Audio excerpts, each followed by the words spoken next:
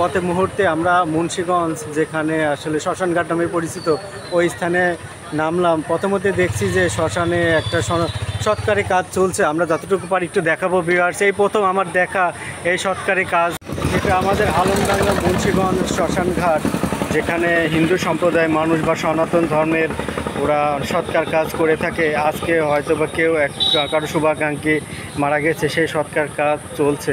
এই কাজ মাথাভাঙা নদীর তীরে এই শ্মশান ঘাটটি অবস্থিত। বিহার দেখা যাচ্ছে যে ওনারা ওই যে সৎকারের কাজ করতেছে, চলছে। হিন্দু সম্প্রদায়ের মানুষ শেষ সৎকারের কাজটা এভাবেই করে থাকে তারা। আর এটা অবস্থিত যেটা বলছিলাম ভিউয়ার্স, আলমডাঙ্গা থানার অধীনে মুন্সিগঞ্জ শ্মশানঘাট, যেটা আমরা চুয়াডাঙ্গাবাসী অনেকেই চেনে। আসলে এই প্রথম কিন্তু এই ধরনের একটা দৃশ্য আমার দেখা, এবং সেটা আপনাদের সাথে শেয়ার করার জন্য আমি বিশেষভাবে এটা থামলাম, যে একটু থেমে দেখি।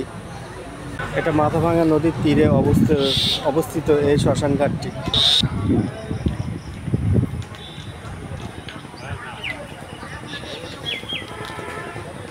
মৃত ব্যক্তির শুভাকাঙ্ক্ষীরা তারা সবাই আছে এখানে সৎকার কাজে। শ্মশানঘাটে সবাই উপস্থিত আছে। এই সৎকার কাজ সম্পূর্ণ করে তারা বাসায় ফিরবে। খুবই ব্যতিক্রমী একটা বিষয়। এটা হিন্দু সনাতন ধর্মের সম্প্রদায়ের মানুষ এভাবেই সৎকার কাজ করে থাকে। অনেক তাপ।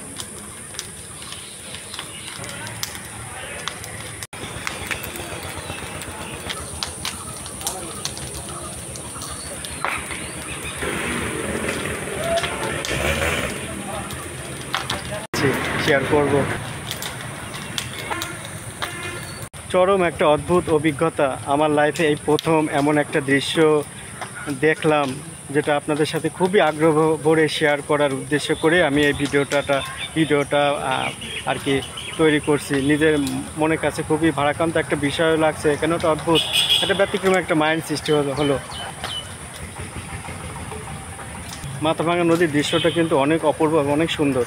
এভাবেই তারা শেষ সমাধি বা শেষ কাজ করে থাকেন সনাতন ধর্মের মানুষেরা।